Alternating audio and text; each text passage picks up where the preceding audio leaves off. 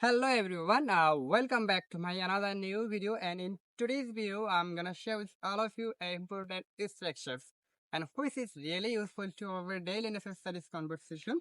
So without any kinds of delay, let's get start.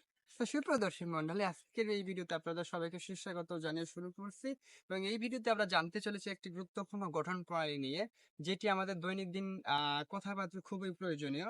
আমরা বলে থাকি আমাদের কথাবার্তায় মাঝে মধ্যে, যেমন যে আমি একজন গায়ক হয়েছি, আমি শিক্ষক হয়েছি, আমি একজন লেখক হয়েছি, আমি একজন খেলোয়াড় হয়েছি। তো এই যে কথাবার্তাগুলো আমরা কিভাবে ইংলিশে সঠিক ওয়েতে বলবো, আজকে এই গঠন প্রণালীগুলোই আমরা শিখবো।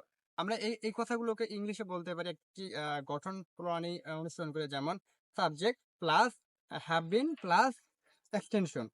যেমন আমি একজন লেখক হয়েছি, I have been a writer. আমি একজন গায়ক হয়েছি, I have been a singer. আমি একজন খেলোয়াড় হয়েছি, I have been a player. আমি একজন শিক্ষক হয়েছি, তো I have been a teacher. So no more today, and thank you for watching my video. I will come back with another new video. Till then, stay safe.